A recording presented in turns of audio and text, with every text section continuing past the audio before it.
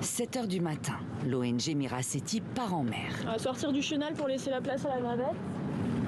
L'équipe sillonne régulièrement la Méditerranée pour collecter des données et observer les dauphins et les baleines.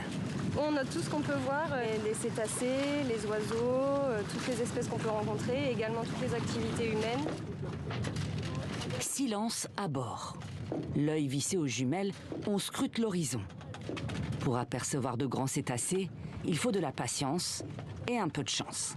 Le cachalot, il plonge jusqu'à 45 minutes, mais il reste en surface que quelques minutes. Entre 7 et 10 minutes maximum. 9 h 30, toujours rien. Puis au loin...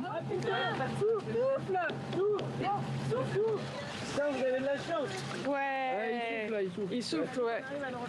Un jet d'eau incliné perce l'écume. Le souffle d'un cachalot remontait à la surface pour se reposer avant de replonger pour chasser. Bravo. J'adore quand on voit la queue. Une belle caudale. Les rencontres avec les cachalots sont brèves et rares. Autrefois une espèce commune, le cachalot est désormais en danger, menacé de disparition, tout comme les rorquals et d'autres mammifères marins de la Méditerranée. Les géants de la mer disparaissent. Une disparition lente et discrète, due aux activités humaines. Pollution plastique, chimique, sonore et surtout les collisions qui sont la première cause de mort non naturelle des cétacés en Méditerranée.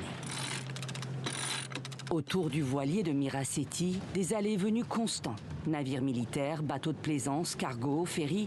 Alors l'ONG a mis en place un système de signalement en temps réel pour alerter les navires sur la présence des cétacés et les inciter ainsi à réduire leur vitesse. Là, je vais rentrer la position dans Repset pour pouvoir signaler à tous les autres navires qui vont passer dans la zone que là, il y a un cachalot qui a été vu à cet endroit-là.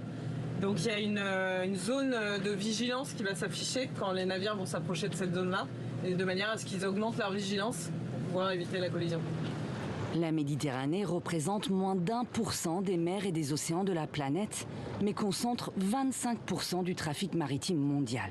Un trafic en hausse constante. Direction Marseille, le plus grand port français en Méditerranée.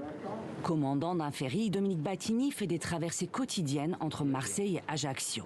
Sa compagnie s'est dotée du système Repset. On a une partie cartographie et une partie observation. En cas d'alerte, l'équipage peut réduire sa vitesse ou changer de cap. Mais le dispositif reste imparfait. Là où le système est un peu limité pour nous, c'est que les animaux se déplacent.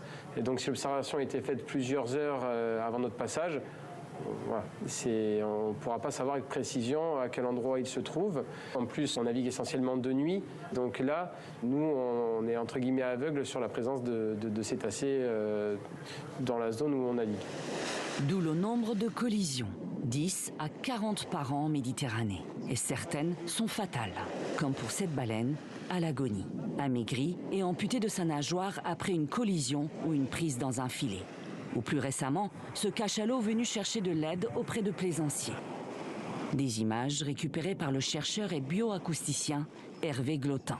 C'est un animal qui s'est fait briser en deux par une rencontre, et il n'y a pas très longtemps parce qu'il est encore assez en forme.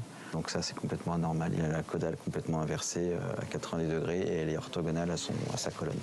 Donc il s'est fait briser tout l'arrière-train, quoi. Là, dans un mois, il est mort. Hein. Il est échoué où il va plonger, mangé par les requins.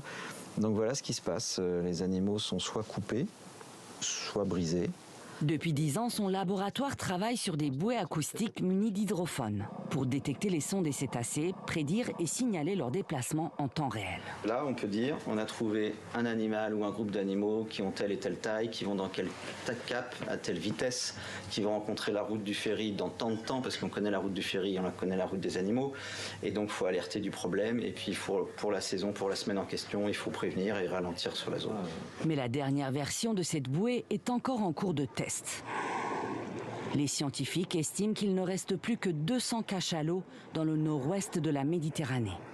Au rythme actuel des collisions et de la hausse du trafic, si rien n'est fait, ils auront tous disparu d'ici 20 ans.